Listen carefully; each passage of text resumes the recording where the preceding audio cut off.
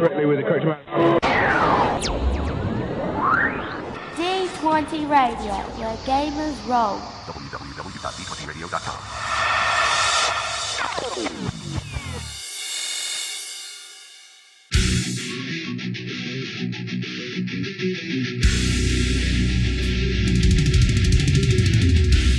Welcome to Me and Steve Talk RPGs, a podcast where me and my friend Steve try and help you get the most out of your role-playing game experience.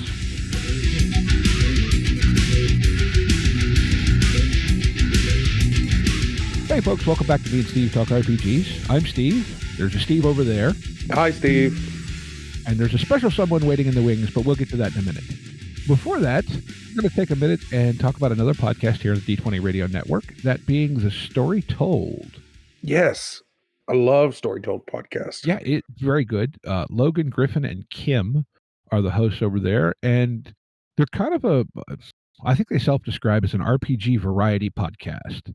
They do some actual play, they do some discussion stuff on various things, a lot of stuff around a lot more narrative and very indie games as a general rule, but not exclusively. So, yeah, you can check them out. I believe one of the actual plays they've currently going on is a Promethean the Created game. So, very interesting stuff. I know they had a really, really good, fairly long, Exalted actual play as well, called The Fall of Giara, that they wrapped a while ago.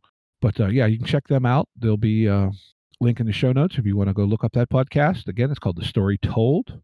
And I think with that, let's launch into our fun for this week. Yeah. You want to introduce our guest, Steve, or do you want me to? I could do it. Okay. So we have a very important guest. You've heard him on the show before.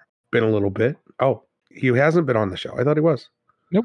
Oh, geez. I am backwards today. My bad. Well, I know where I'm messed up. We talked to him in person at Gamer Nation Con.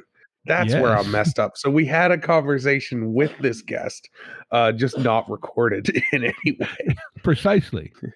But we have Mr. Keith Kappel today. Hey guys, thanks for having me. Happy to be here. Yeah. Happy to finally have you on. Yeah, we've been talking about it for 10 months or something like that. So yeah, a minute. Yeah. Yeah, you were one of those people meeting you at Gamer Nation Con. It was one of those, I don't know what I envisioned you looking like, but that was not what I envisioned.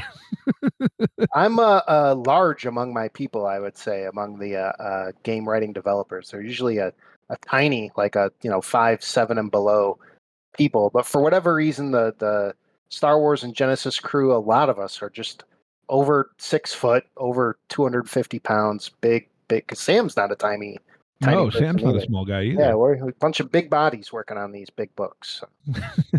But yeah, no, and like I said, it was fun. We got to chat for a while, and you and the other person who I don't know what I envisioned them looking like, but meeting Scott Zumwalt was a trip in a way. Like just again, like I said, I don't know what I thought he looked like, but that was not what he looked like. I love Scott. Scott's the best. Oh yeah. One of the reasons that we still get Genesys books probably because of the strength of he's built around the Genesys community. So yeah, I completely agree. That was I think Gamer Nation Con last year was a really fun experience. Again, just a plug for that convention, but just sitting down with you two and having wild conversations about tabletop RPGs and wherever the story led or wherever the conversation went was a blast. And I don't know. I think we were talking before Steve got here.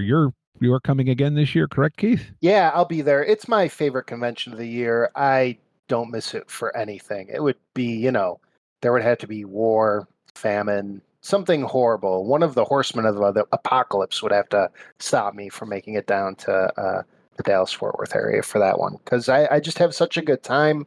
And I don't have to work. There's no expectation of me doing anything at that convention, which is awesome for me because I'll go to a Gen Con or something with Edge Studios and man, I'm running game the whole weekend. I'm exhausted, my brain gets fried, and it's fun, but it's also it's work. And at Gamer Nation Con, it's I'm just seeing my friends, hanging out. Most people there have either read my work or played one of my games, so that's fun. Whereas in a Gen Con, I'm pretty anonymous among the 80,000 people, most of which are there for D&D. So, for those of you who may not realize, Keith has worked on an absolute ton of stuff for Fantasy Flight Games, is the simplest way to put it. Titles in all 3 of the Star Wars lines, in addition to a bunch of the books that weren't in any one of the particular lines, which at least 3 or 4 of I own. I'm not sure. I think I worked on all those but one, actually. I didn't get to work on Starships and Speeders, and more than a little salty about it. I think at the time it came out, we were working on something else at the time. I want to say it was the Knights of Fate, I think it was, for the Force and Destiny line. So those 2 books were kind of developed at the same time, and when they were picking teams, when the lead devs were picking teams behind the scenes, I ended up on Tim Flanders' book for Knights of Fate, which was great. I loved working on that book, and I love Tim, and I think it was his last book before moving to the art department. So, but unfortunately, I missed out. It was either that or it was Keyforge. It was one of the 2. Might have been Keyforge. You don't list either of those in the little bio you sent me. So, Starships Keyforge or Keyforge. Keyforge I worked on. Secrets Starships, of the Crucible. Starships I did not, though. Starships and Speeders I missed because it was one of those other 2 books. It was either Knights of Fate or Keyforge was being worked on like at the same exact time. Okay. So, Okay, I mean, it sucks because it's great because everybody wants more books. And at that time, I think FFG had like 4 in-house developers, like Sam and the Tims. I think everybody else was named Tim in the department for a minute. It's true. It was because there was Tim Flanders, Tim Cox, and Tim Huckleberry. Huckleberry was there too. So it was just like Sam and the Tims. They sounded like a 50s Motown group or something like that. But yeah, it was a weird time. But they would work on 4 books, and the way their cadence was is they'd all be running a book at the same time. So if you're a writer and you just like me wanted to work on every single book they made, like you just couldn't because they didn't stagger it. So it's like you got one of the 4 books. Aha. And then it looks like you worked on most of the stuff for Genesys other than the core book and Terranoff. I think that's correct, yeah. And yeah, I think you are right. Plus, it looks like you've got some stuff for Legend of the Five Rings, and then you've got several titles, probably the best note of which you put out of the Foundry, which is Ready Fight, which everyone kind of just considers the unofficial Bible for unarmed combat in Genesys. I appreciate that. Ready Fight was, I think I wrote the whole thing in like 7 or 8 weeks or something like that. We had a pretty small timetable to do that like launch line of products for the Foundry when it first came out. And I just knew exactly what I wanted to do. And thankfully, it was something people were excited about. So I'm proud of that book. And then I guess what your most recent release is your driving equivalent to that book, your ground vehicle, Just Drive. Just Drive, yeah. I love the simplicity of your names.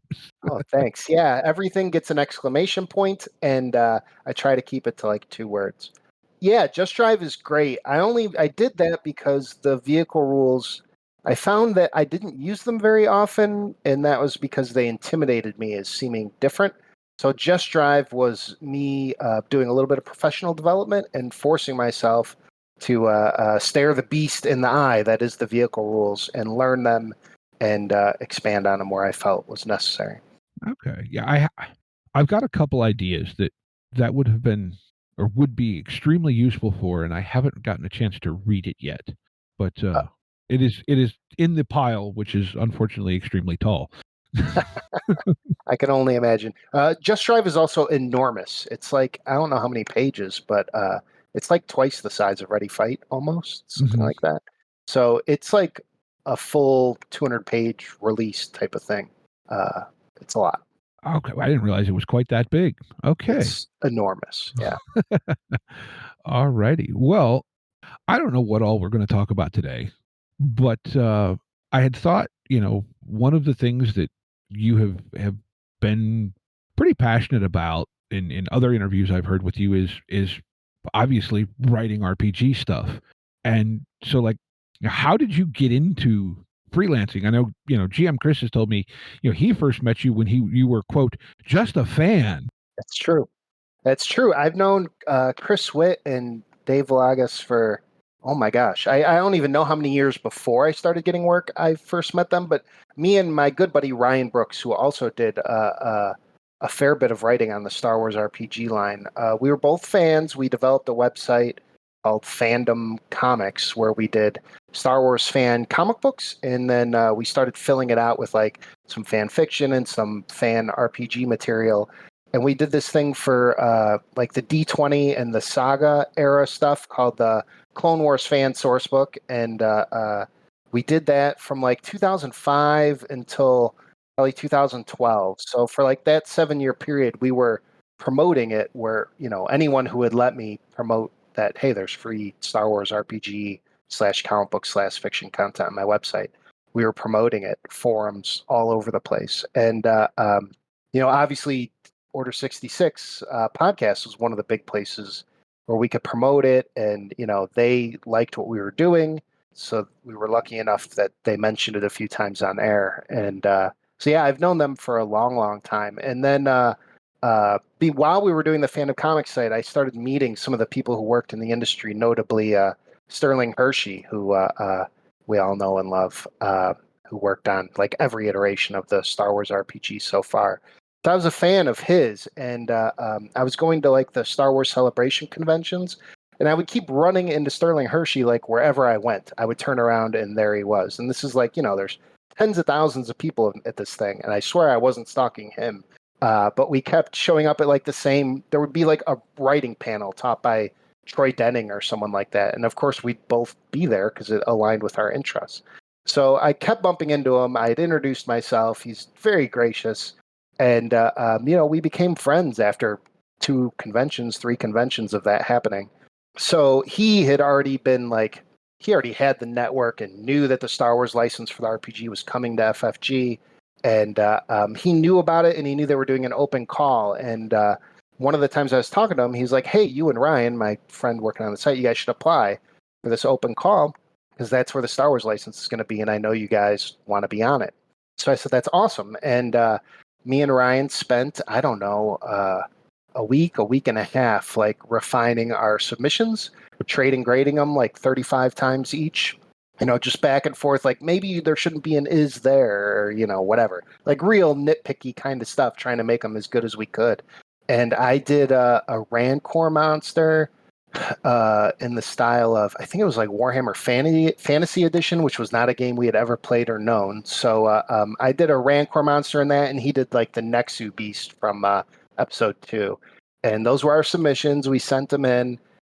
With, you know, our cover letters and resumes and all that. And now I had a degree. I had a creative writing fiction degree from Columbia College Chicago. And me and Ryan had been working for the past 7 years to get our skills up in all these fan supplements we had been producing. So we just got lucky. My name got pulled out of the hat early for Sons of Fortune. That was my first job. And then about 6 months later, they picked Ryan's name, completely independent of me. You know, I had nothing to do with that. He just got in on his own, on the steam of his own submission. And his first book was like the Hut Space book, I think. So, yeah, we were both in the door and started working on lots of books. Eventually, we got to work on one together. The Friends Like Lee's Adventure was one that he and I got to write together completely, which was sort of a cool capstone considering where we had both started. And yeah, that's kind of how I got in the door. And I just was tenacious enough to make sure they didn't close the door in my face afterward, I guess. So, so yeah, I mean, it sounds like just sort of, how do you want to say it? Like the pieces just came together with the passion and it worked. Yeah, I mean, I got lucky, of course, that the moment, like maybe months after I had graduated college with my degree, that's when the open call existed. They didn't do another one after that for 10 years. So it's not like these things happen often. So that lining up timeline-wise was lucky. I had broken my leg maybe 2 years before that, and that was the only reason I went back to college, because I couldn't bartend, I couldn't work anymore. So the only way I could make money was to go back to school and get my GI Bill from my time in the military. So I wouldn't have been back in school if I hadn't broken my leg playing paintball with friends like 2 years prior. So there were a lot of like weird little funny life events where if it didn't go the weird lucky way it did, or unlucky, I guess, breaking your leg, I wouldn't be where I'm at today. It's weird to think about. Yeah. Now, a question, and I know, you know, a lot of times, you know, one of the questions we'll ask a lot of creators is, where do you draw inspiration from? And I would guess, and you're free to answer that obviously however you want, but am I correct also in thinking that because in your case you've worked on so many of these, they went, here's this project, write something for it. Does that help, hurt, or is there like, do you stream things together somehow? So I think there's, especially when you're talking about writing for any sort of established IP, there's generally like two different kinds of writers that I meet. There's the writers who hate the idea of any sort of like canon restraint on what ideas they want to bring to the table. Like that really hurts them and they feel boxed in. And there's people who, out of those restraints come new ideas, and it helps to have some dirt on the canvas already before you start painting. I'm definitely falling to that latter category where like the more messy canon is and the more there is for me to like tease apart in there and like find something that interests me, that's going to give me my window into whatever I'm doing. So I like that personally. Now I can work on a totally blank page too. Like I said, I do have some formal schooling on writing. So like I have no problem doing my own thing either. But I tend to prefer, I mean, I love writing on Star Wars, and I was a big expanded universe nerd, like before that got sort of wiped away and reset with the Disney acquisition. And I was just happy as a clam. You see all these books behind me, right? That's almost, I think this is just the Star Wars shelf behind me. Oh, jeez. So like the one way over there is where the other stuff starts. It looks like it's about 7 to 9 feet wide and at least 4 tiers high that I can see in the shot. Yeah, I mean it's big, and it goes up higher than I think the thing even shows. At a certain point in this industry, you have to start buying like library grade bookshelves. So just like giant units instead of like the standalone 6-foot bookshelves. So the particle board does not hold up well under RPG books. It's just not enough. Either that or milk crates. Right. And that looks a whole lot more presentable. Yeah, and then the comic books are in a whole nother room because there's too many of those. So I was always a big reader. But yeah, I like that. I like how much Star Wars there is out there, how no matter what I want to talk about, there's probably a starting place. But at the same time, the galaxy is so big where like if I want to just go to a planet, make up a new planet and do something totally new there, there's space for that too without it seeming weird, right? Mm-hmm. Well, and based on what I've seen, and I never dove deep into the EU, but it seems like they're reusing some of that material, at least in name and general theme. Yeah, I'm a big advocate for recanonizing stuff that I like any chance I get. So, I can't just do it without telling people. They don't like that. But so I think it generally seems safe to recanonize like the existence of a planet or a piece of technology or a vehicle or a droid model or an alien species. Like that sort of stuff seems pretty safe. What's more dicey is talking about like individual characters and or events. Like that is a much bigger mess canon wise. So that tends to get like more scrutinized. But I can't think of a time where I was like, I just want this thing to exist or this planet to exist, like in this piece of writing, and anybody's been like, you can't do that. I struggle to think of an example where that happened. So I mean, I think it's fine, and I love so much of it because like I grew up with the expanded universe, so it still has a soft spot for me, and a lot of the stuff in there I thought was really cool growing up. But as far as like inspiration more broadly, I would say like as much as I love my Star Wars, I draw a lot more inspiration from like my own real world experiences. I was in the military. I was in the United States Navy. I was an intelligence specialist for 4 years from 1997 to 01, right before 9/11. My last day in the Navy was the day before 9/11. Yeah, and I spent half my time at Naval Space Command and half my time on an aircraft carrier, the Theodore Roosevelt. And an aircraft carrier is about as close, I think, as you could get to actually working on like a Star Destroyer or whatever.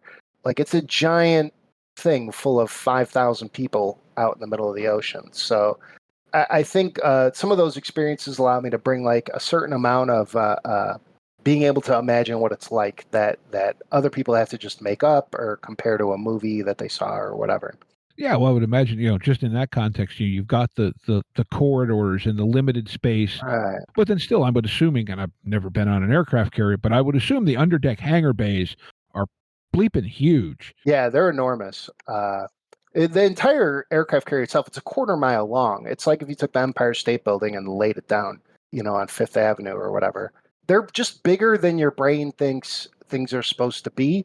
And it's like 3 football fields worth of space inside that's like, enormous. It's an enormous interior space.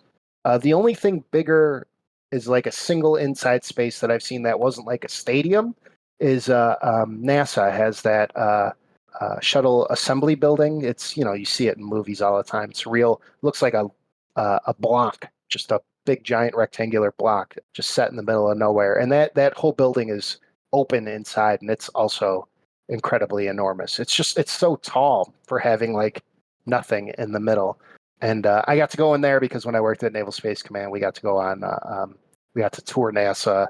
The admiral who ran the base had a buddy who was like a space shuttle pilot. Like that guy's living a different life than I was. But it was cool because I got to go on this guided tour where it was just like 5 of us and the admiral's buddy showing us around places in NASA where, the normal tour doesn't usually go. So it was cool. Yeah, that sounds pretty cool. So I would imagine that, I know I've felt this way. I'm pretty sure Steve has felt this way. I'm sure a lot of the people listening to us have felt this way. We've all thought, boy, it would be cool to write RPG books. You're right. What advice would you have? Like you said, you have a degree, you were a super fan in a lot of ways. Is there like a path you would point people towards? Yes, there are a few actually. So first, I'd like to say that yes, I do have a writing degree, and I think it's helped me immensely. I do not in any way think it's a requirement or a necessity that's going to bar you from entry into to being a writer on an RPG. I think of all the professional writing work in the world, even I would say the barrier for entry to RPG writing is among probably the lowest in all forms of publishing. It also pays probably the lowest in all forms of publishing. So in a way that makes a lot of sense. But yeah, much harder if you want to write comics or you want to write novels. Unless you go a self-publishing route, getting that stuff professionally published is a lot harder than finding work in the RPG industry. I think that said, your writing needs to be at a publishable level, and that's something you can do on your own if you put a lot of effort into it, or have a lot of talent. But it could take years to do on your own. I would recommend some sort of professional training or some sort of writers group that you could join just so that your core writing gets up. I talk to a lot of folks who are developers who hire freelance writers for RPG books. And if you ask them, hey, if you have a choice between 2 writers, one who is a really good writer but has never worked on this games or these rules or any of that, and your other guy is a rules mechanic master, but he's never really tried to do any professional writing, which one of those people would you rather hire? And they want the writer every single time. So, there a lot of times in this business, you're asked to work on a game where the game's not even out yet. So how could you know the rules, right?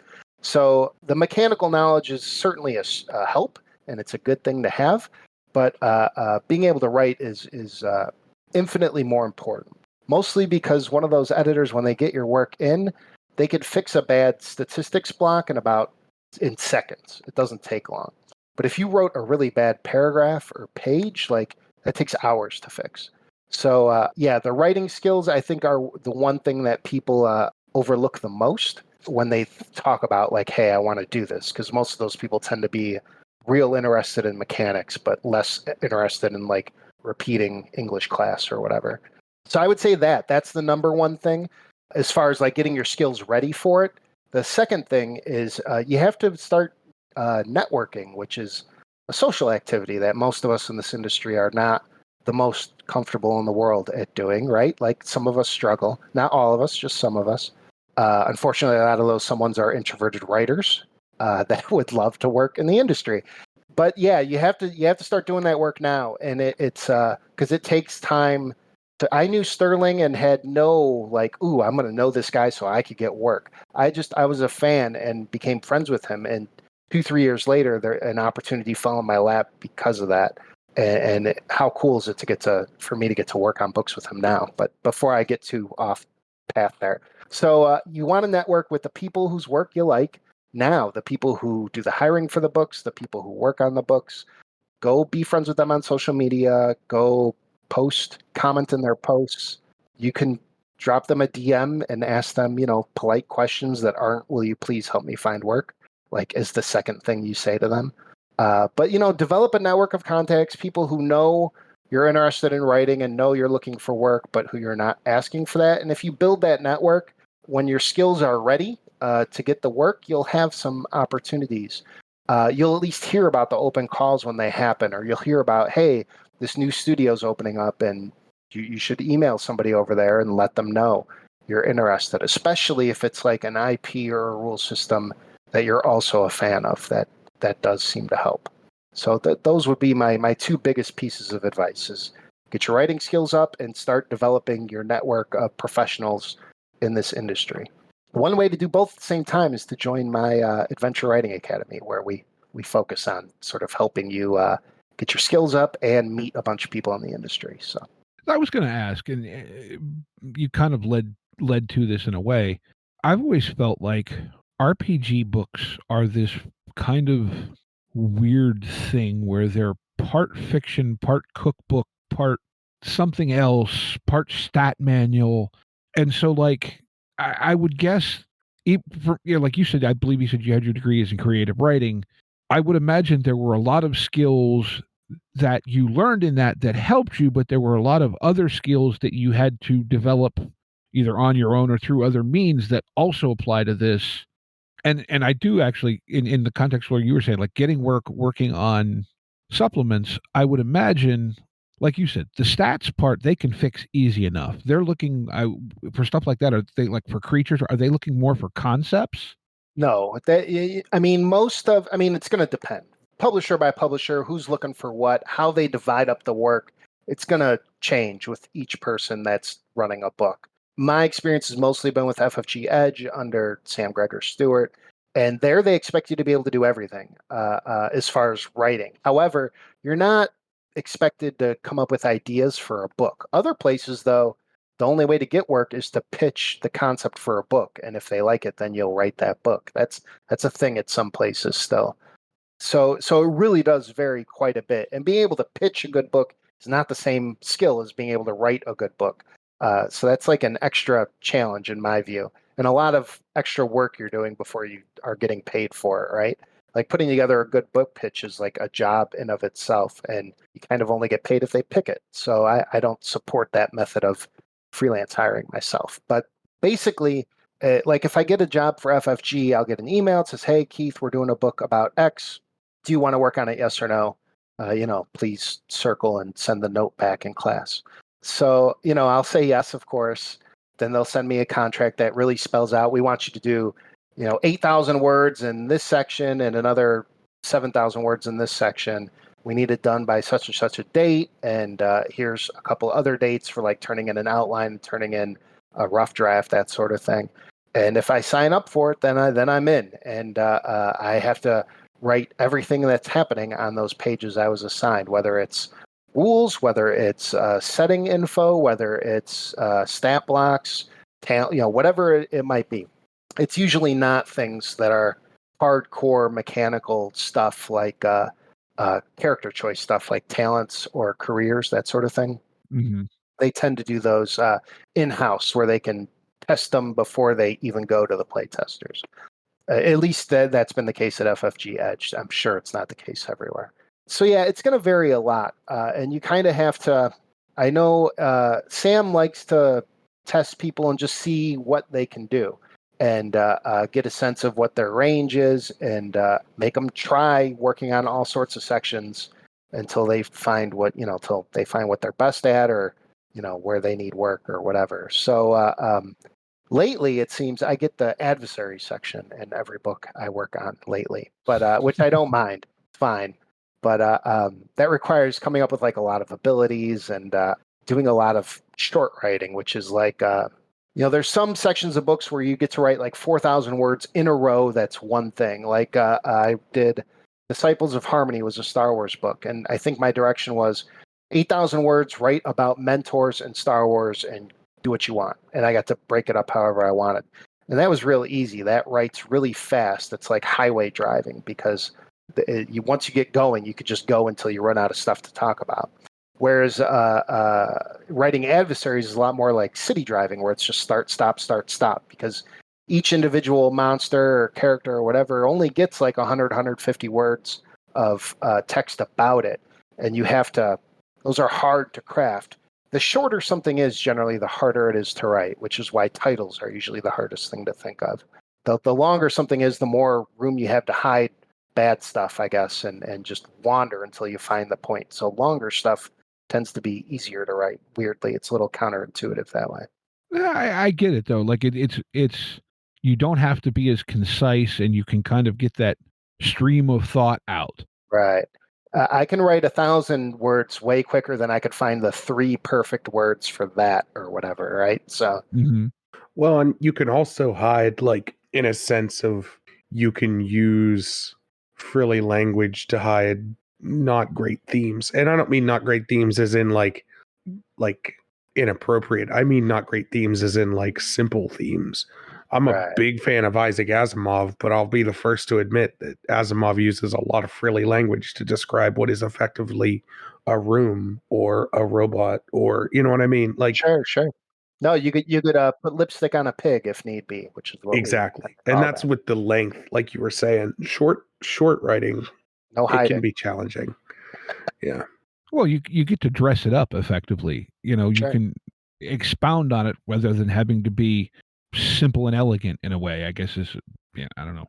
I wonder too, because GM Chris told me about a game you ran at few Gamer Nation cons ago, and this may play into you getting to design adversaries. He said you ran a Star Wars game at Gamer Nation Con where the PCs averaged somewhere in the neighborhoods of 1,500 to 2,000 earned XP. That is correct. That was my epic level play adventure where every PC was like a member of the Jedi Council. So you had like Yoda and Mace Windu and Kenobi. Those were like the PCs. And it was during the Clone Wars or whatever. And it was so I had heard this thing about the Star Wars rule system, which we later adapted for Genesys. For so long, I had heard this thing of like, this game doesn't hold up at high levels of XP, and at a certain point, everything's overpowered and just doesn't work anymore. The dice mechanic starts to break down at higher levels. And I was like, okay, I accept that this is the going wisdom. But because most of my experience in running the game had been in like one-shots for conventions and such, I had never actually seen that in play myself. So I was like, I'm going to design an adventure that's high-level play and just see where things break down. Like how impossible is it going to be to challenge 6 PCs that are members of the Jedi Council and are given like XP appropriately to reflect all the things we sort of see them do. And I was honestly very surprised how well the game held up. The players, I mean, that people still talk about the game at all suggests that it was a good time, regardless. The beef in the reef, I think, was a thing. We had like there was a fight against the Nautilin underwater that happened in that game. Kit Fisto fought like an Aqualish or something. I don't know. It was a fun game though. And yes, every dice roll, or many of the dice rolls, were like a fistful of red and yellow dice just all over the place. And yes, we had to run into triumph and despair on the same check, or multiple triumphs or multiple despairs. Like, it happened more than once that night, or like per session. But and I certainly had to scavenge to get like 4 and 5 force dice for certain force power rolls for Yoda and stuff. But it was a good time. I think the rules held up way better than I expected. Certainly the way people were talking about it. Now, to be fair, all the characters were Jedi, who have a lot more XP sinks in that system than like Edge of the Empire characters might, where you kind of, once you run out of the talent tree and you have like 3 of your skills at 5 ranks, what do you really need to spend XP on anymore? I don't know. But yeah, I was surprised. I was surprised how well it held up. I'm considering, I'm just in the early stages now, so odds are it will not get done in time, and I will not do this. But I'm looking to maybe run something actually at this Gamer Nation Con. You mentioned Just Drive, which is my Foundry product for ground vehicles. I do have another book in the works. Release date TBD, probably a year out or more. But I do have about a third of it written. It's called, I think right now I'm calling it I, Captain. and it's like a capital ships book. So like Age of Sail, Star Trek style ships, that sort of thing. And the theme is Lord of the Rings for this Gamer Nation Con. So I was thinking I could do a nautical themed adventure set during the Lord of the Rings and using the Age of Sail style rules and see how it goes and test out some of the things I'm putting in the book. So I might have another adventure. My Triumphant Return. I haven't done an adventure at Gamer Nation Con. I haven't run anything in at least 3 or 4 of them. So, Well, you have my attention. I love a good sailing book. I'm a sucker for some pirate ships and sailing around. And yeah, buddy. Well, now I got a question, and you can tell me if I'm completely off base, but it seems like a lot of the work that you did, specifically on the Star Wars titles, but also looking at some of the stuff you've done for Genesys, was more character, location, stuff based, we'll say. Gear, equipment. I think early on, they knew that I was like a Star Wars lore nerd, and not all of their team was. A lot of the team they have on those books came from the whatchamacallit that they were doing before, the Warhammer books. So a lot of the writing team had moved over from there, like Tim Cox, Jason Marker, John Dunn, like a handful of like the regular names. And then they brought in a few new people, like Star Wars people, of which like Sterling was one. He came on before me. I was one of those people they brought on, my buddy Ryan. So I think early on, they wanted to throw us a lot of the lore, the deeper lore type of stuff, because they knew that we would know it and we would probably get it right, as opposed to the more casual Star Wars fans, at least at the beginning of that system, of the trusted writers that they had already broken from the Warhammer game. So I think that's why I got a lot of that stuff early, and then slowly they started throwing me more and more mechanical stuff. Although in like my second job on that system, I came up with the homestead rules. That was my idea, and they ended up like repeating it for different flavors in the other game lines. I was proud of those. I did like the squad and squadron rules, I think was my third job in the Age of Rebellion GM kit. So I got some mechanical stuff early too. I did get to write a couple adventures. I've hit a mix on Star Wars alone. I would say I've done a little bit of everything, but I only did weapons once, and I don't think I ever got to do the vehicles chapter because I think Jason Marker just owned it in like every book he did, which that's fine. I love Jason, so that's okay, and he loved vehicles. But I think mostly I did a lot of places, I did a lot of people, and I did a lot of things, a lot of nouns for sure. Yeah, well, where I was going with that is that then with the stuff you've released on the Foundry, specifically Ready Fight and Just Drive, and I know at least Ready Fight does contain like a micro setting type 4 deal. of them, yeah. But I think those are also in service to the mechanics that you presented. But both of those books, in my perception anyway, are very, very rules intense.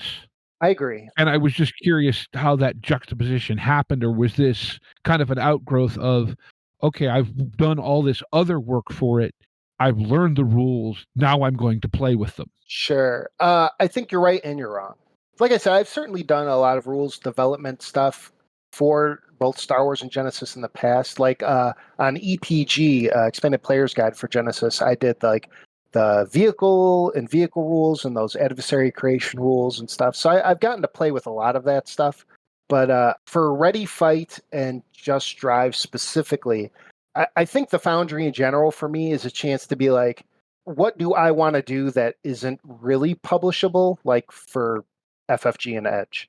Like they could have never made Ready Fight because that's not a book that can sell. Like they would need a book to sell to publish it, right? Mm-hmm. So in my view, that's a perfect Foundry product. I know I'm never going to step on a job I could have had for real with this book because this is not like a real publishable concept. So yeah, they're like high concept. I do weird stuff with the rules in there. I propose crazy ideas that would probably, sometimes they work out. I think Ready Fight, everything worked out pretty well. But in general, Ready Fight is probably too crunchy for Edge to ever publish as like an official Genesys supplement, and designed as such, like on purpose, because it's like, what's my view of how unarmed combat should work if that's all you're doing? If that's like 90% of a campaign, and I can make it a little deeper and crunchier because we're throwing away vehicle rules and range combat like isn't really part of the setting. It's just unarmed combat. So you can get away with making things a little deeper and crunchier. I think that's sort of the view all of these books take, including Just Drive and including the upcoming I, Captain, should it ever see the light of day. Just Drive took like 3 years, so don't hold your breath.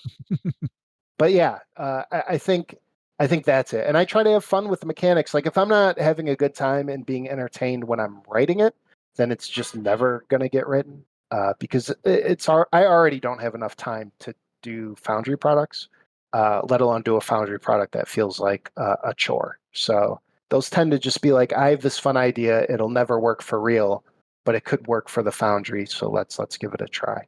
Mm-hmm. I didn't know too if like it was one of those things where I'm just going to make up a whatever. You really wanted to run a game based off of like the Bloodsport movie, the old John Claude, right? And you're like, well, I want to do this, but I need rules to make it happen.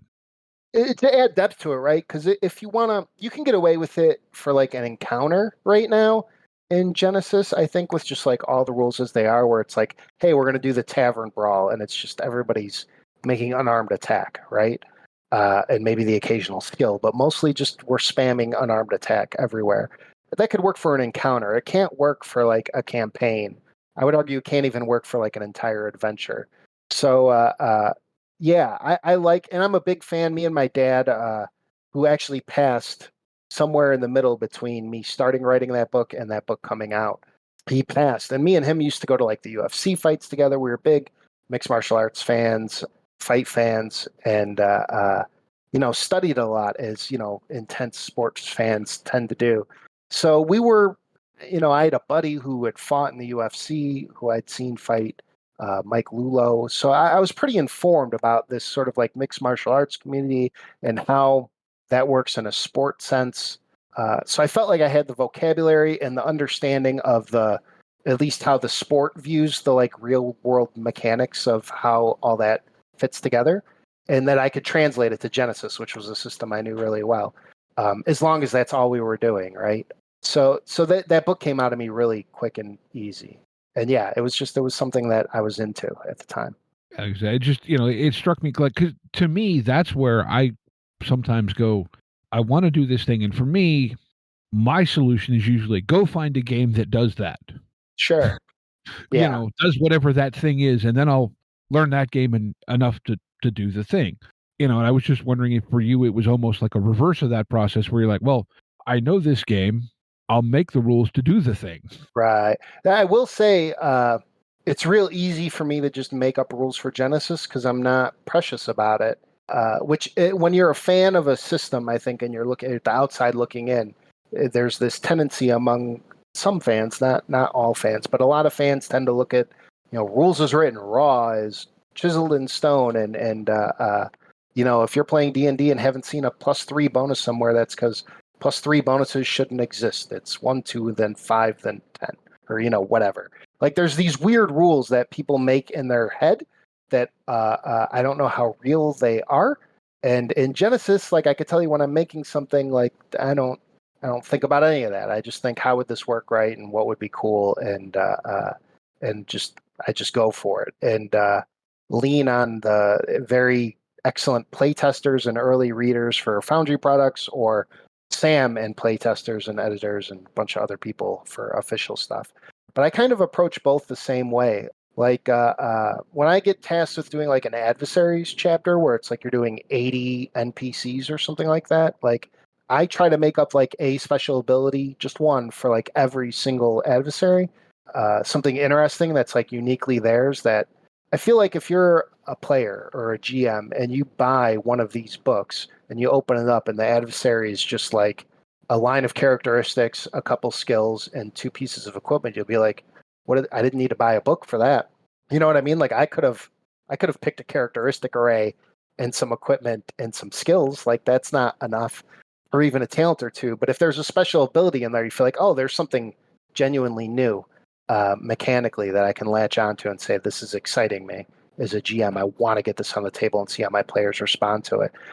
So I think SQs on NPCs are an incredible selling point, despite having recently argued that they're not really necessary at all for GMs creating their own adversaries. Despite that, I think they're an amazing selling point because people like them, and for me, they're fun to write anyway. So yeah, I think I'm not precious about the rules. I'm willing to experiment and try just really weird things.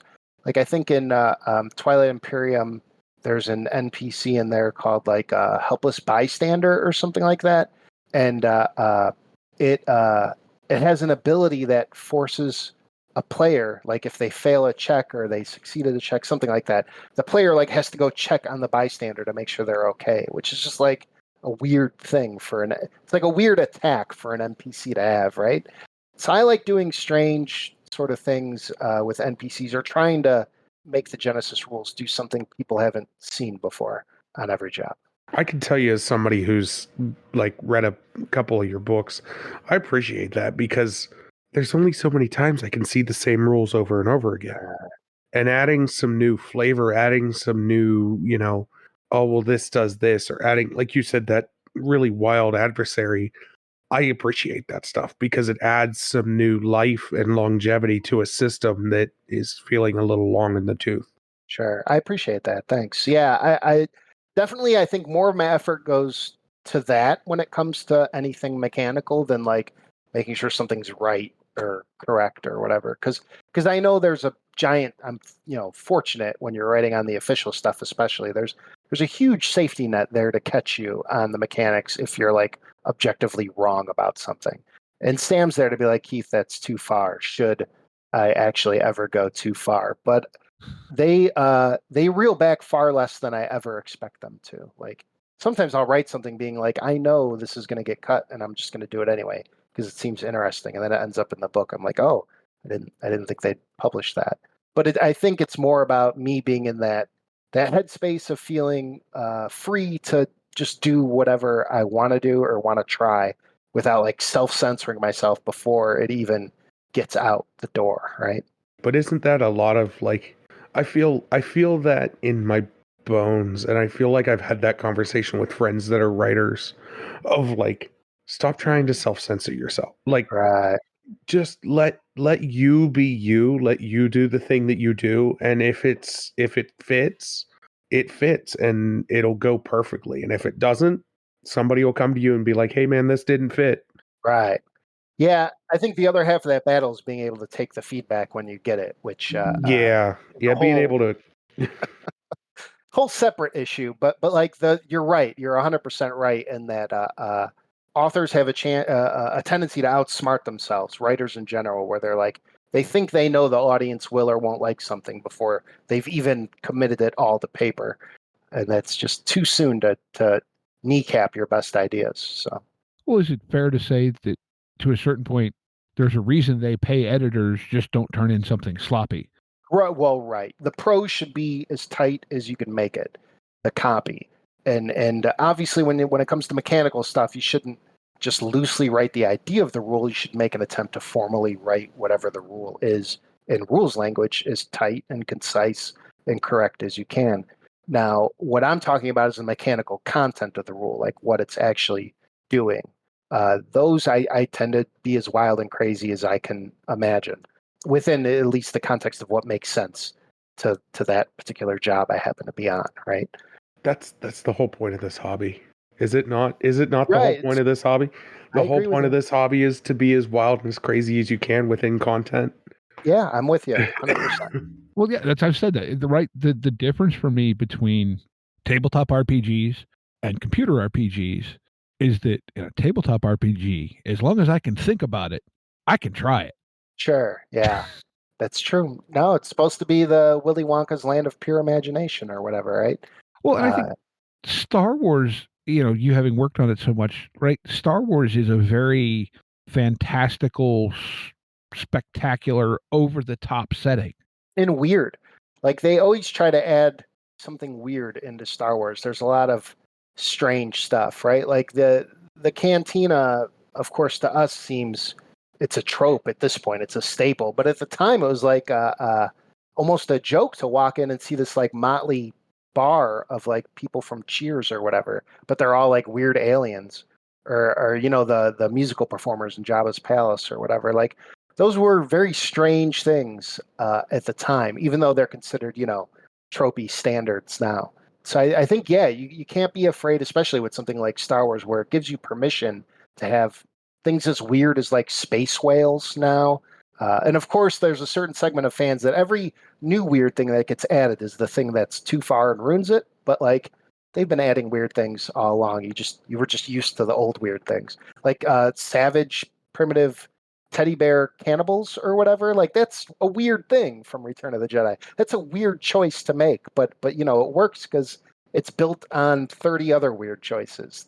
That's what makes it wonderful. So Every time I laugh every time I read an article that's like, they added this to Star Wars and they've jumped the shark, and I'm like, where were you? Where were you like 20 years ago? Like, where you been this entire time? They jumped sharks way back when. they will jump a literal shark, I'm sure. Yeah, Very I'm soon. sure at some And point. They have. They're just called purgill.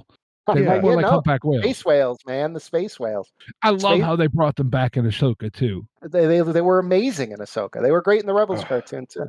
It's so funny. It kills me. It's every time I'm like, you really? You're leaving? Okay, bye. All right, see ya. I'll see you in 3 months when the next thing drops. Sure. Right? Well, I think you might have a unique perspective on this, Keith, too, from being as deep into the EU and the fan content that you were. I wonder if, as fans, sometimes we overestimate our ownership of the IP or whatever, instead of like, we're just the consumers. Yeah, yes, they've encouraged, be it via the role playing game, whatever, to be interactive, but in the end, we're still the consumer buying or consuming the product they're giving us. If you don't like it, you don't have to buy that thing, but that doesn't.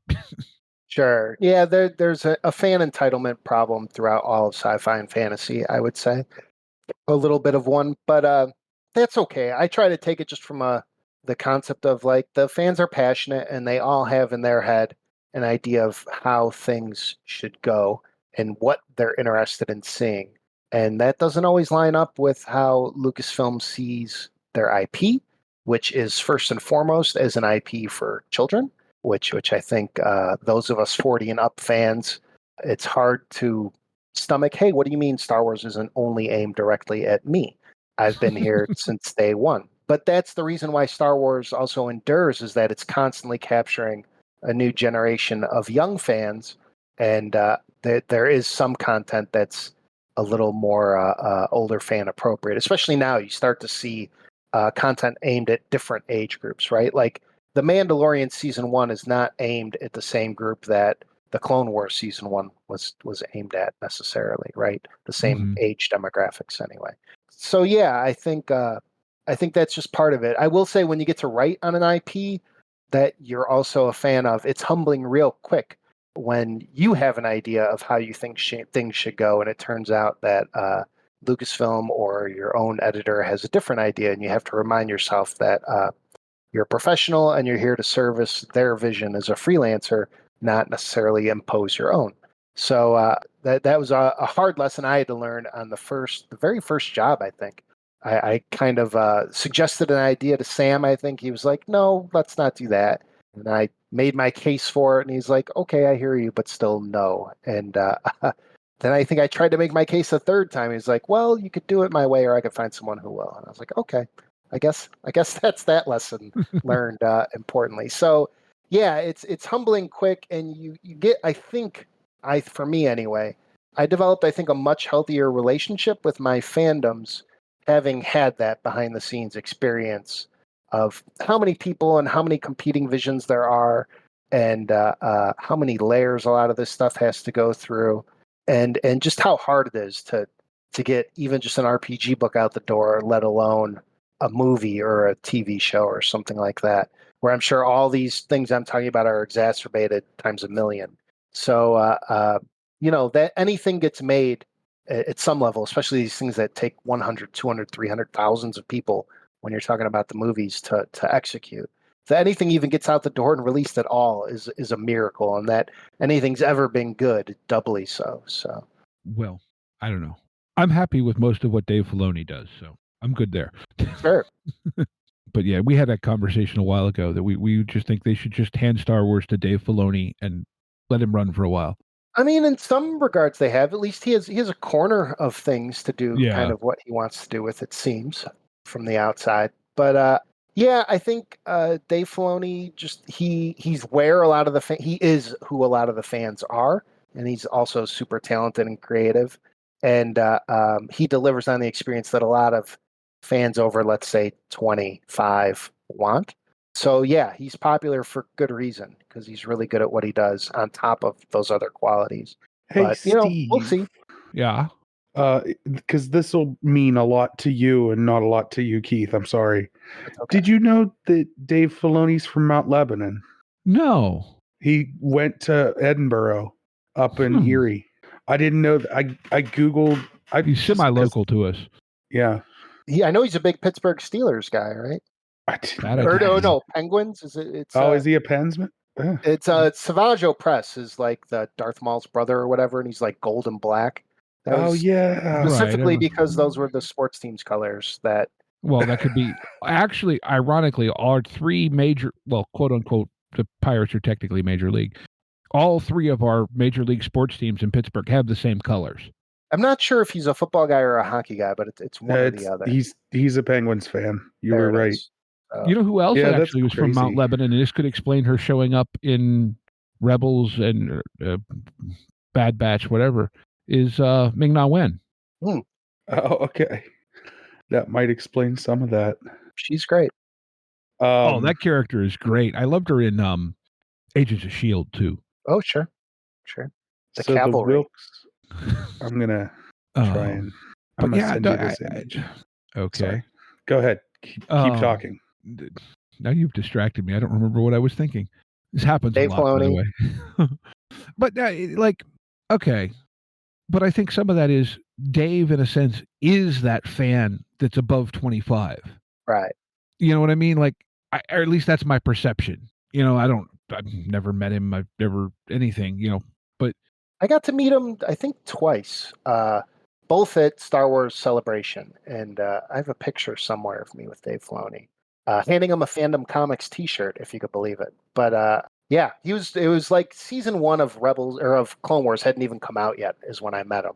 So he was like just doing the press tour at that celebration for the show.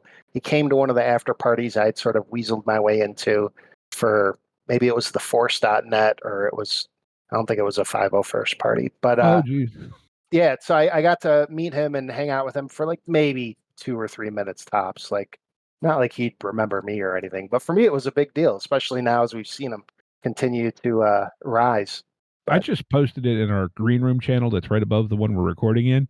But apparently Dave, according to Steve, designed a jersey for the Penguins minor league team that plays in the other end of the state. You'll have to look at the image.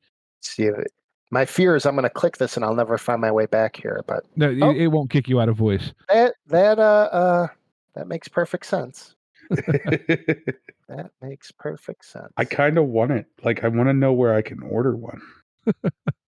Yeah, and that's a guy where, man, what a cool job he has, right? But he can write, he can draw, he's a very, very, very talented dude. So, and skilled. Like, I'm sure he worked very hard to acquire those talents and skills. Oh, I'm sure. And had to pass significant tests of muster to get where he is. Sure. But yeah, Star Wars always has this thing where, I'm 45 now. So my Star Wars was always the classic trilogy. That's the Star Wars I grew up with. So if there's a flaw in the classic trilogy, I don't see it because I still see it with the eyes of a 5-year-old. Now, when the prequels came out, I was like, the first one came out in 99, so I was 20. So I was in my 20s when the prequels came out, and like I remember everybody agreed that these were bad movies when they came out. Nobody was like, oh man, this is the greatest movie of all time when they saw episode 1 for the first time.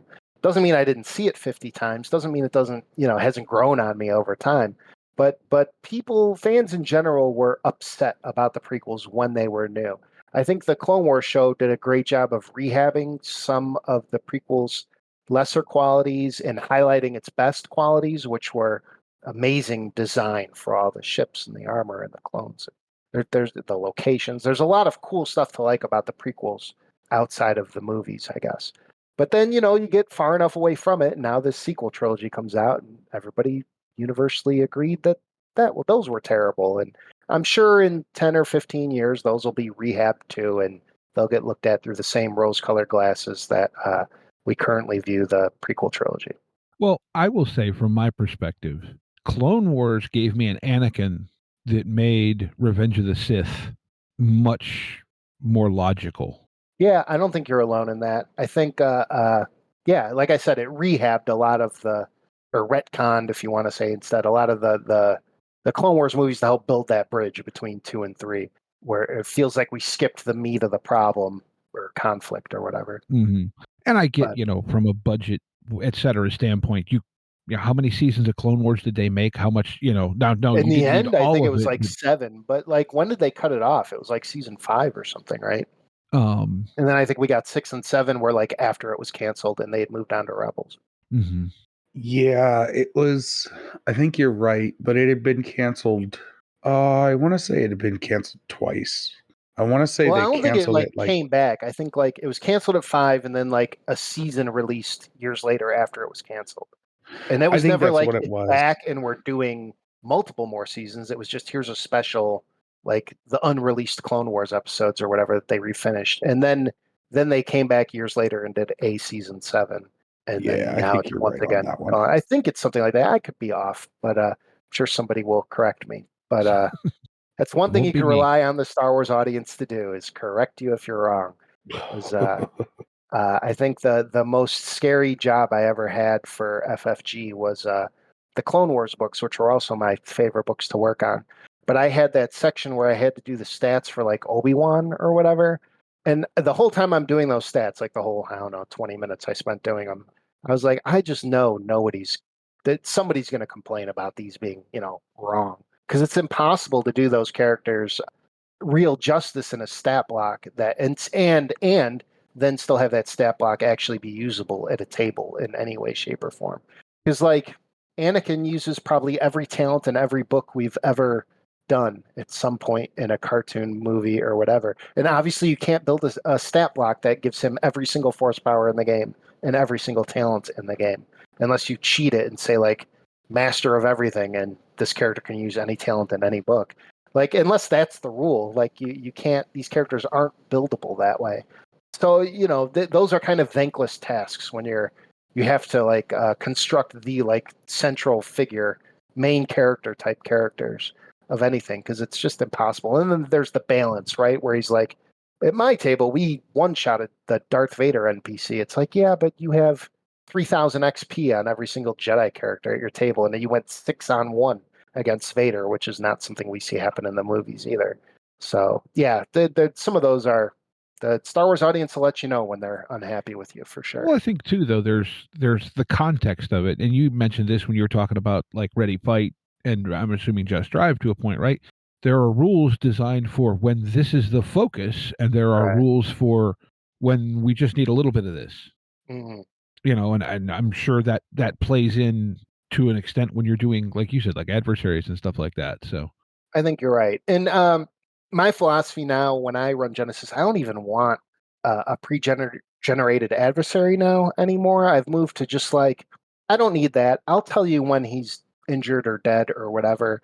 And if I need them to roll something or a set of difficulty, I'll just tell you. I'll just decide in the moment what I think the number of dice should be. Because I don't want to be tied down to a stat block. And I don't need that in my life. That's like an extra piece of paper or something I have to lug around with me. So that's an interesting state to get to. We did an interview a while ago. We were talking to a GM who ran a lot of actual play content on his podcast. And we were talking specifically about timing and pacing. And he said that was one thing that he's done a lot. He doesn't actually track, hit points or health or whatever. He's got a mental clock going where I need this fight to last this long.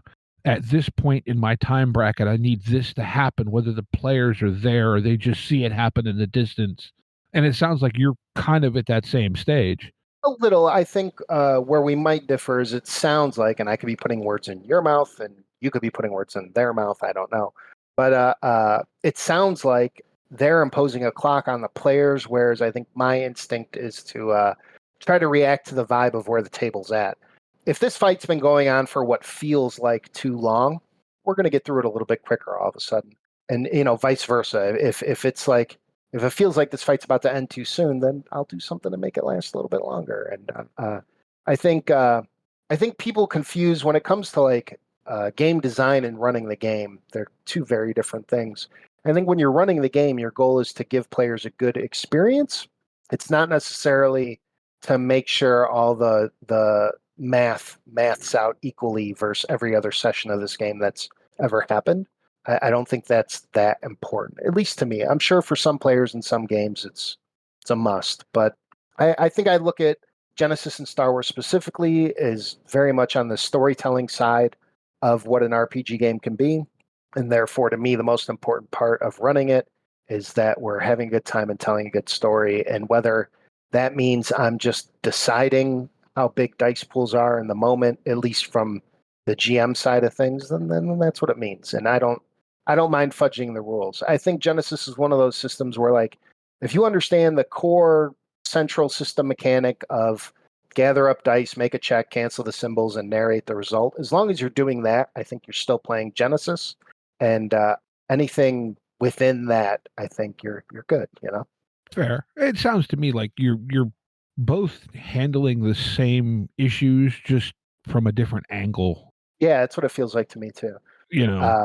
Which is great, because like my way is certainly not the only way, right? It's just what works for me, and I'm also incredibly lazy when it comes to being a GM or running a game.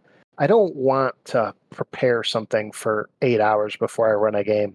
I hate the very idea of that. I want to show up and make it up as I go, if at all possible, which is ironic because my job is to write these books that people can study and prepare to run encounters for ahead of time. But I don't know if it's a reaction to that, maybe, right? Where it's like, I do that for work. For fun, we're just going to wing it. But I know I heard an old episode of Order 66, and I mentioned this a couple episodes, that Jay himself is known for running games by literally taking a piece of paper, writing the alphabet down, assigning something Star Wars-y to each letter, and there he goes. I've seen him when he ran a game for me. Like, it was maybe between my first and second job. They had like some event, and I got to go in and be in a game that Jay was running, like a little 30-minute game. And what he did is he went around the table and he said, everybody I point to, when I point to you, you're just going to say one word that for you is what Star Wars means. So maybe your word is like lightsaber or the Force or smuggling or John Williams music, whatever.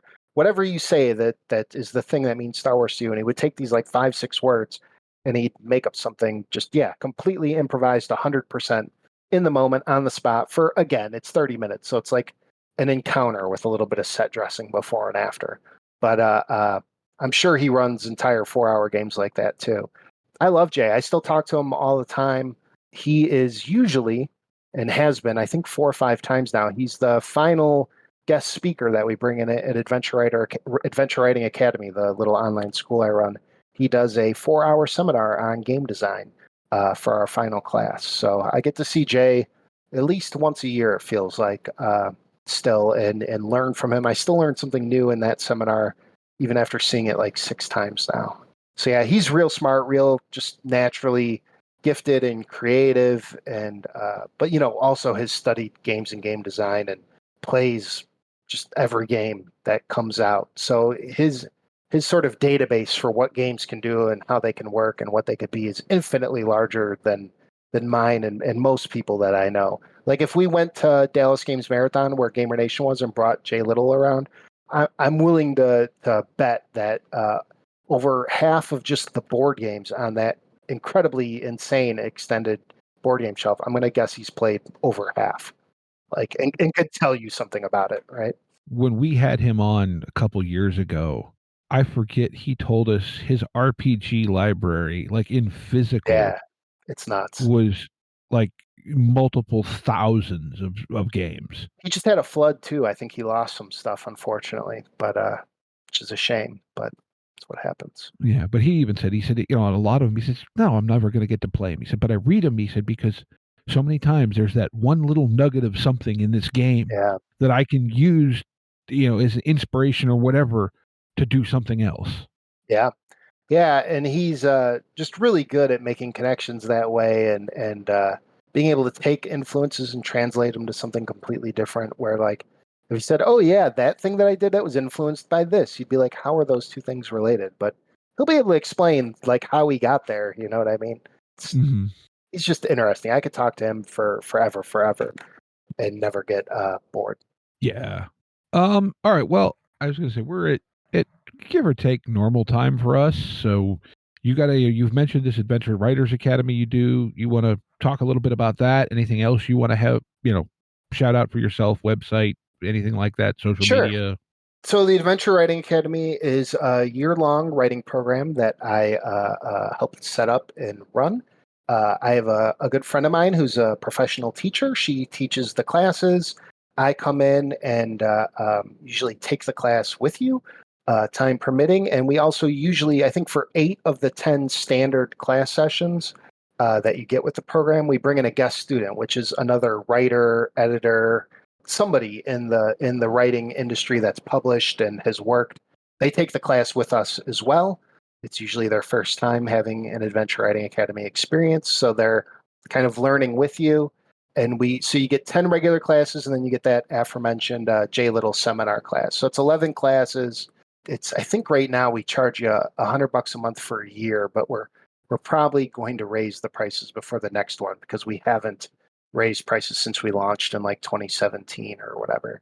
And it's time because it's, $100 doesn't Everything else go is as going far up. as it did in 2017 anymore. No Yeah, crap. so prices are probably about to go up. But we just finished a unit. We put a big emphasis on if you could speak, if you have good oral skills, then you probably have good writing skills. You just haven't discovered how those two things are connected yet in your brain. We make you write in class a lot and then read the garbage that you wrote in class, including people like me. Like I will write in class and read the garbage I wrote in class, which, it'll suck because it's a first draft. But we'll get you over writer's block if that's ever been a problem for you. You'll get to meet a lot of people in the industry. The class is very focused on like people who want to work in the industry, people who want at the end of it's a year long, you only get one class a month. We load you up with a ton of homework assignments. We make you read a lot. We make you write a lot. It's intense.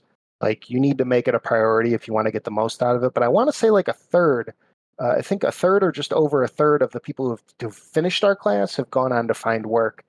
We've had students like Ian Houlihan, Christopher Hunt, Brett Bowen, a lot of people you've had on the show, and a lot of Gamer Nation type people. Darren West has been one of our students, among many others that are familiar names. So yeah, we have a good track record of people finding work after finishing the class.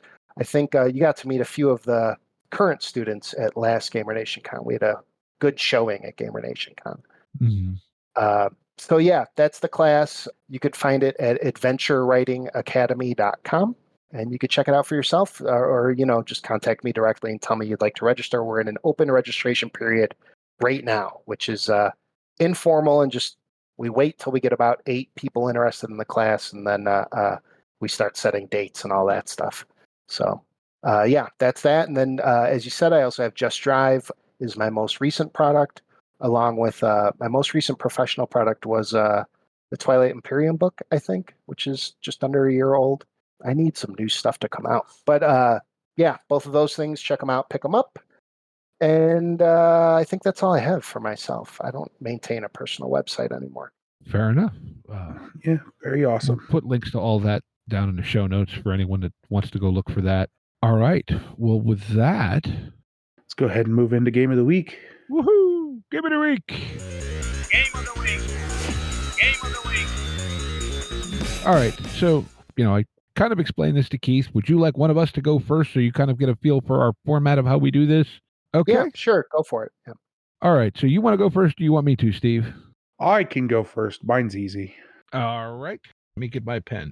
Let me get my link ready. And so my game is currently Pay What You Want on DriveThruRPG. It's 12 pages. It is called A Fistful of Draculas. I think I looked at this afternoon. Yeah, I picked it up. So it's No, this isn't it's the one I looked at, but okay. it's pretty much exactly what it says on the cover. It is a spaghetti western with rules for vampires. It's as easy to learn, perfect for one shots. Character creation takes minutes. Using a unique system, everything you need to run the game other than dice. And I read it over. It looks pretty awesome, honestly. I'm excited. This looks like a lot of fun. I'm a sucker for, I don't know, weird mashups like Western vampires. It has the most awesome name, like no question. It does. It does. And I could easily see myself running a very spaghetti-esque spaghetti Western with this. It does. The title alone makes me want to play it. Yeah, that's what I said. And then it was pay what you want. So I was able to throw the creator a couple bucks while also not paying an arm and a leg. Mm-hmm. Well, that's cool. All right. Would you like to go next, Keith, or would you like me to? Sure, I'll go next. I'll put my link in the chat here.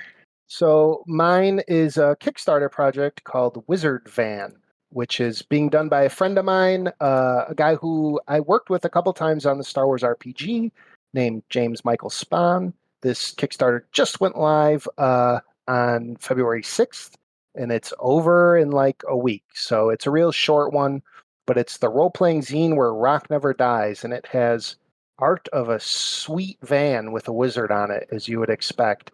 So James is an OSR type of guy, which I know is not necessarily the me and Steve bread and butter of game systems, but I love James a lot. He's a good guy, and I want to see his Kickstarter do well, so you should check it out. Now this looks dope, and I'm just Yeah. old enough to remember the airbrushed vans being like I was a little young, but I'm like a year or two older than you, I think. But Funny story about that.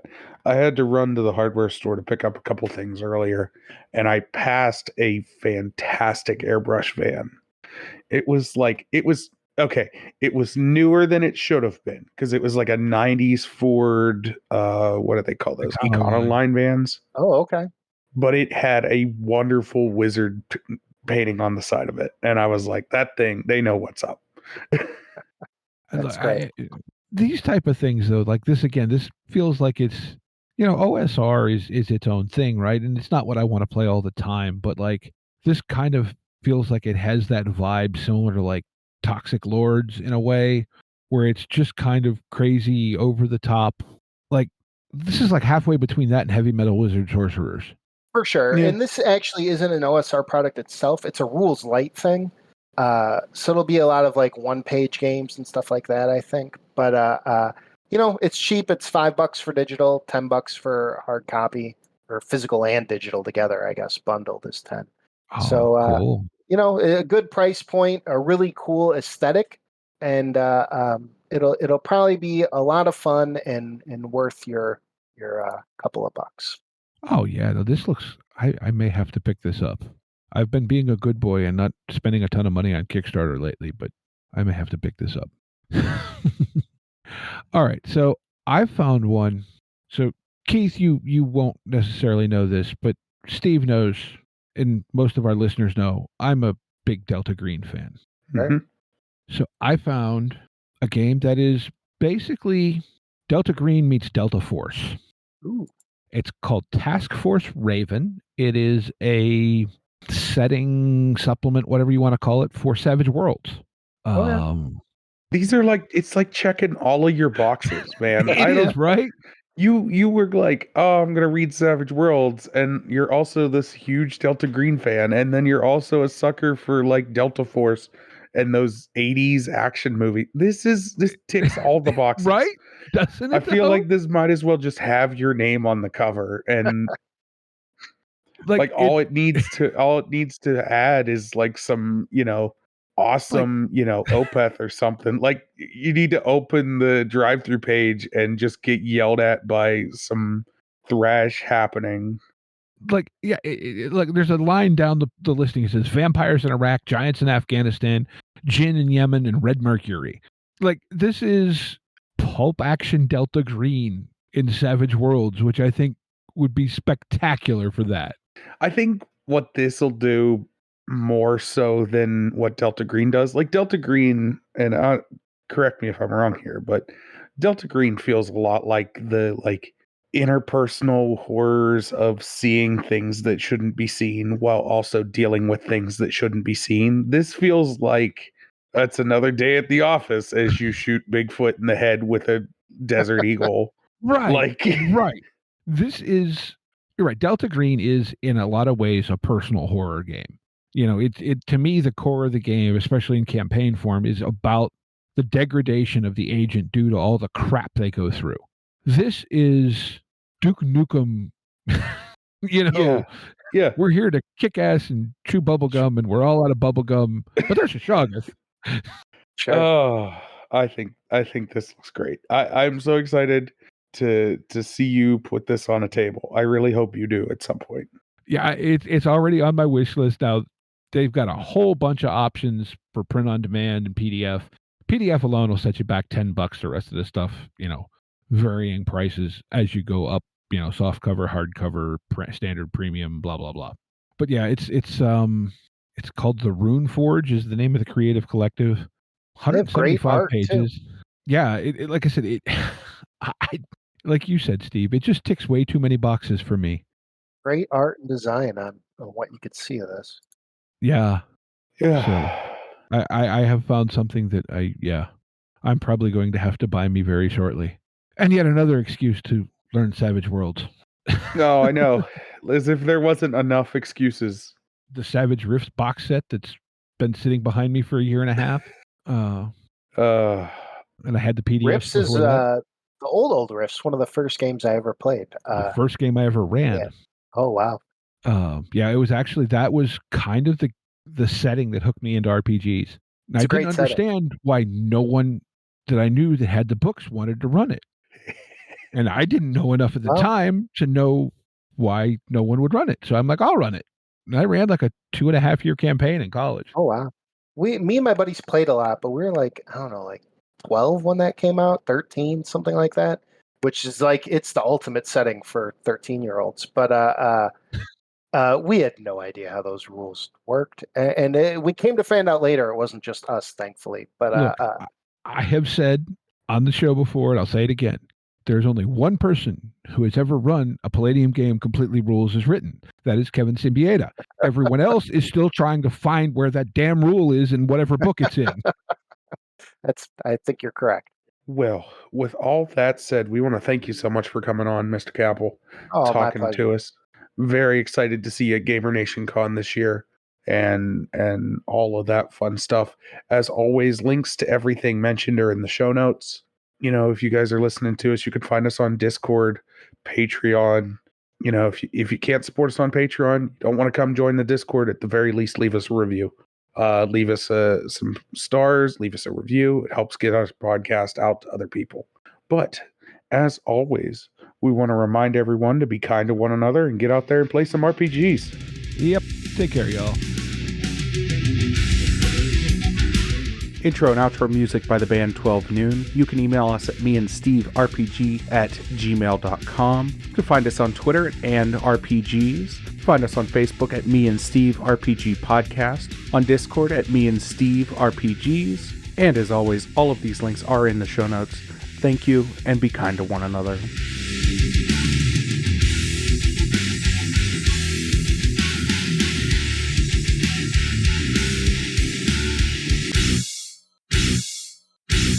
How much for the cigar? Cigar, $20, dog. You gotta go down the street to the store and buy that.